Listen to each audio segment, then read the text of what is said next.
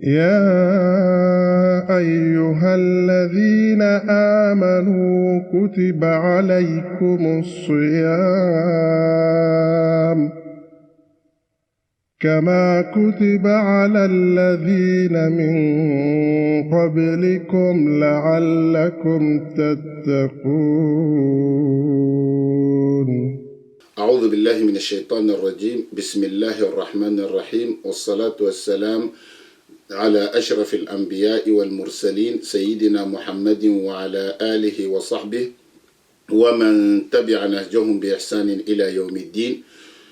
أما بعد، إخوة الكرام، السلام عليكم ورحمة الله وبركاته. Aujourd'hui, on a reçu une question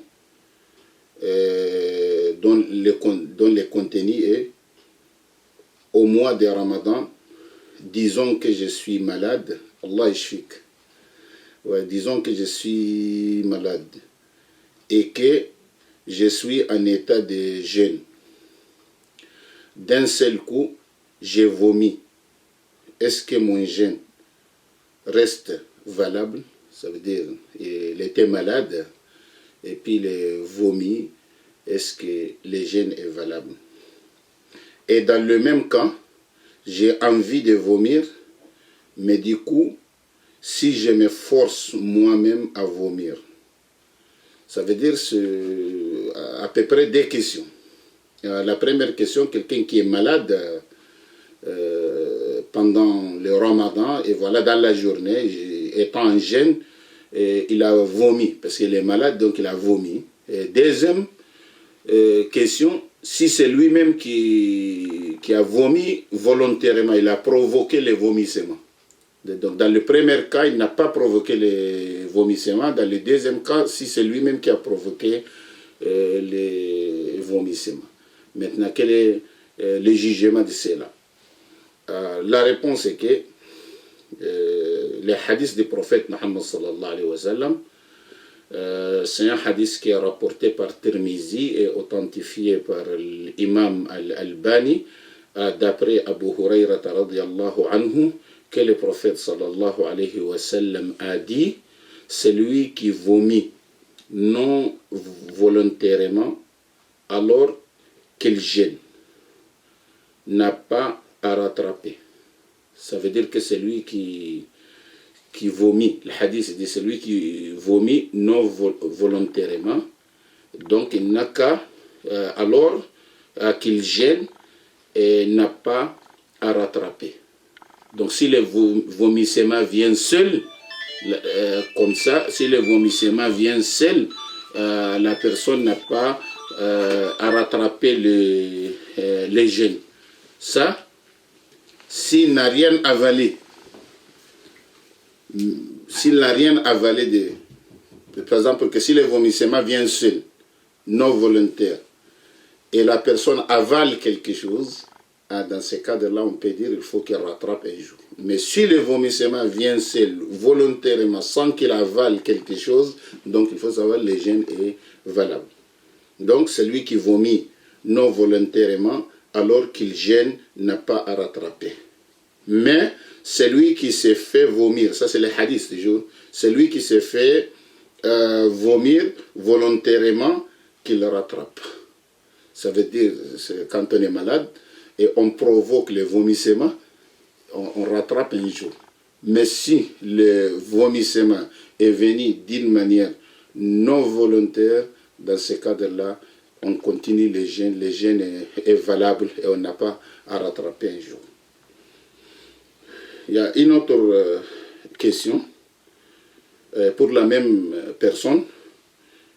Il a dit dans la journée, si, autre question, par exemple, dans la journée, je vois une nourriture sur la table et machinalement, je mange une bouchée.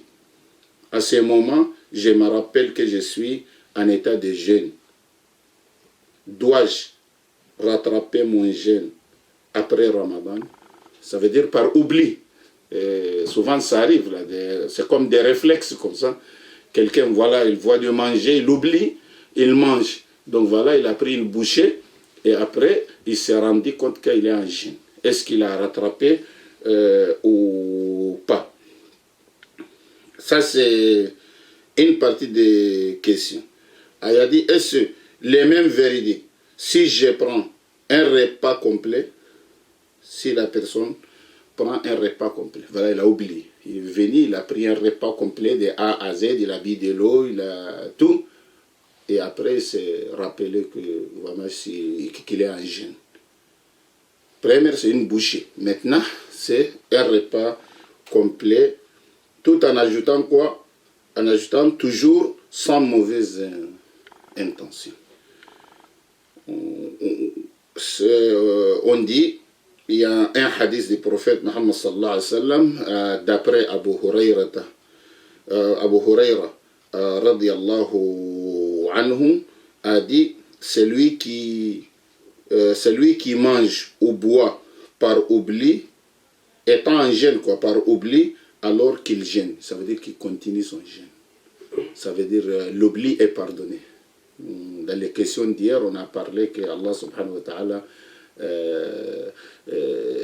nous a pardonné déjà l'oubli et l'erreur et les actes dont nous étions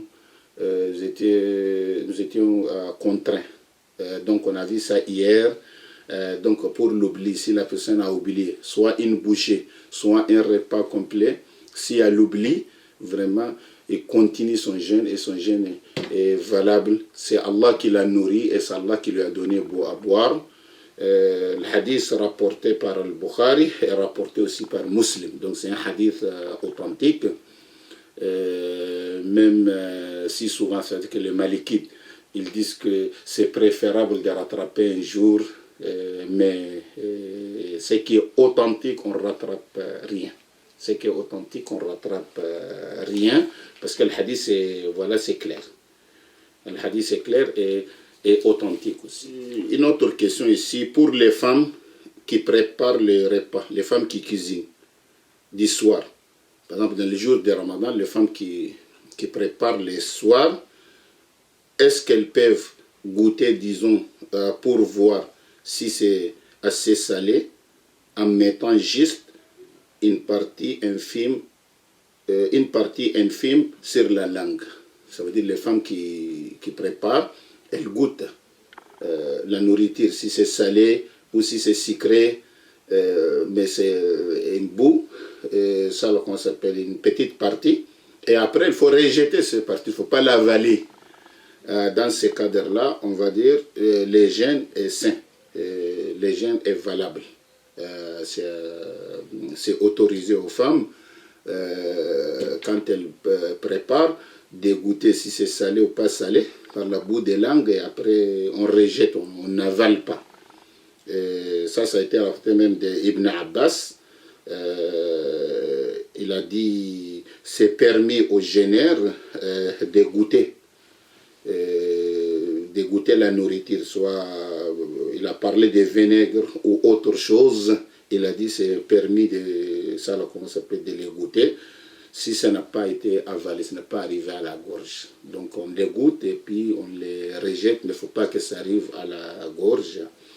Et ça c'est rapporté par Ibn Abi Shayba dans son Musannaf et Al-Bayhaqi dans Sunan Al-Kubra, les grands Sunan. Donc il n'y a même pas de divergence entre les jurisconsultes ce qui concerne cela. La question suivante, il a dit, étant donné les contextes actuels liés au Covid-19, je voulais savoir si on pouvait déterrer les morts enterrés dans un pays non musulman pour l'enterrer dans un pays musulman, une fois que les frontières sont ouvertes, barakallahu fi. C'est-à-dire, la question parle de quelqu'un qui est décédé maintenant, et on ne peut pas envoyer le corps au pays d'origine, pays musulman, donc si on l'enterre ici, est-ce qu'après l'ouverture des frontières, est-ce qu'on peut les déterrer et l'envoyer ou pas? Il y a une précision à ce qui consiste, celui qui meurt d'une mort naturelle, à ce moment-là de Covid-19, coronavirus, celui qui meurt d'une mort naturel et il est enterré ici. Et après l'ouverture des frontières, on pourra transférer son cœur. Donc c'est autorisé de transférer son corps. C'est autorisé à transférer son corps à son pays d'origine. Il peut être déterré et transféré. Maintenant, s'il meurt de coronavirus, victime de coronavirus, maintenant il faut l'avis de l'autorité sanitaire. Parce que c'est lui qui meurt de cela, donc est-ce qu'il y aura la contagion ou pas? Ça, c'est l'autorité sanitaire qui décide. C'est l'autorité sanitaire qui décide. Donc, Wallahu a'lam. Voilà ce qui concerne les questions. Il y a une question aussi, le crédit immobilier avec riba est autorisé quand c'est une nécessité. C'est une nécessité. À quel moment peut-on considérer que c'est une nécessité? La question la circule beaucoup. Moi, ce que je vous dis, ce que je conseille le musulman, il faut tout faire pour éviter la riba. La riba, vraiment, c'est une déclaration de guerre contre Allah.